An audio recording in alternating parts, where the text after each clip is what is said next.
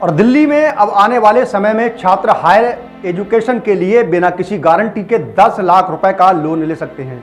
केंद्र सरकार जल्द ही एजुकेशन लोन के लिए गारंटी लिमिट को 7.5 लाख रुपए से बढ़ाकर 10 लाख रुपए कर सकती है।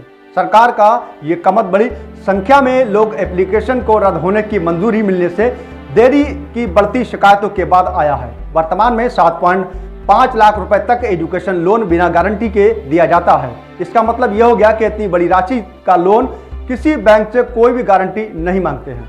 वित्त मंत्रालय में वित्तीय सेवा विभाग ने गारंटी सीमा को 33% बढ़ाने के लिए शिक्षा मंत्रालय के साथ बातचीत शुरू की है। सरकार के इस कदम से दिल्ली और पश्चिमी बंगाल जैसे कुछ राज्यों की तरह पूरे देश में छात्र 10 लाख रुपए तक का एजुकेशन लोन बिना गारंटी के ले सकते हैं।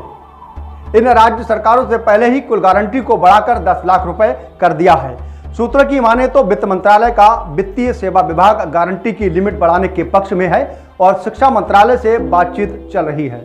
हाल ही में एक रिपोर्ट सामने आई है जिसमें पता चला है कि बढ़ते डिफॉल्ट मामलों के चलते अब सरकारी बैंक एजुकेशन लोन देने में आनाकानी कर रहे हैं। एजुकेशन लोन पोर्टफोलियो में चूक करीब 8% की ऊंची दर और देखते हुए बैंक अब सतर्क हो गए हैं। इस तरह के कर्ज की मंजूरी में बहुत सावधानी बरत रहे हैं। इंडियन एक्सप्रेस की एक रिपोर्ट के मुताबिक सरकारी बैंक समेत कई बैंकों पर चालू वित्तीय वर्ष की जून तिमाही के आखिरी तक लोन एजुकेशन बकाया करीब 80,000 करोड़ रुपए बताया गया है।